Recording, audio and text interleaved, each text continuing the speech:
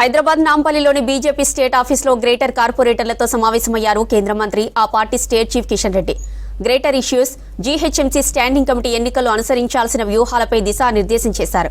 Greater హైదరాబాద్లో ఏడాదిలోగా ఎన్నికలు వస్తాయని, అందుకోసం అందరూ చాలా కష్టపడాలన్నారు. కార్పొరేటర్లు కార్యకర్తలతో టచ్లో ఉండాలన్నారు. జిల్లా అధ్యక్షుల నియామకం పూర్తయిన చోట డివిజన్ కమిటీలు ఏర్పాటు చేస్తామన్నారు. ఇక ఎమ్మెల్సీ ఎన్నికల ప్రచారంలో కార్పొరేటర్లు క్షేత్రస్థాయిలో పాల్గొనాలని వివరించారు.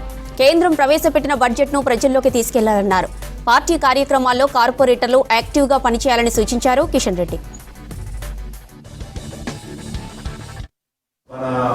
పార్టీ ఇంట్రెస్ట్ ఆలోచన చేసి మండల కమిటీ కూడా మంచి మోర్చా కమిటీ చేసి ప్రయత్నం చేయాలి.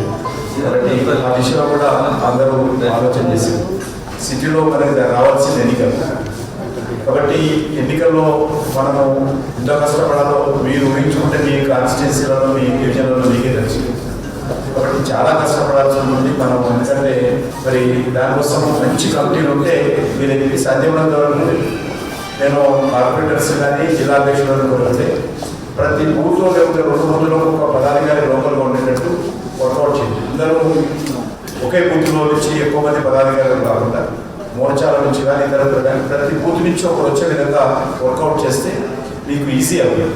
మోర్చాస్ బీసీ మోర్చా కావచ్చు, ఎస్సీ మోర్చా కావచ్చు, మహిళా మోర్చా కావచ్చు, అన్ని బూతుల్లో ఒక్కొక్క పదాధికారి వచ్చే విధంగా, లేకపోతే 2 బూతుల్లో 3 బూతుల్లో జోన్స్ వచ్చే విధంగా, లేకపోతే అన్ని కాలనీస్ అన్ని బస్తీలు కవరే విధంగా మండల కమిటీ చేసుకోండి.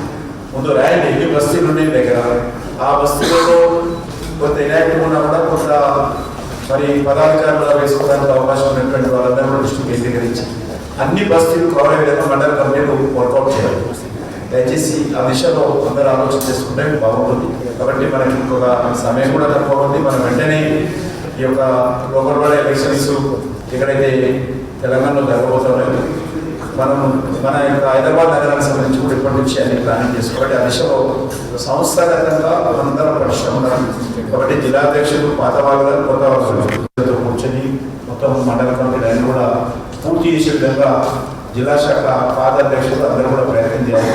కాబట్టి అందరూ కూడా వర్కౌట్ చేయండి. అది జిల్లా కమిటీలు అవి స్టేట్ పార్టీ చెప్తుంది.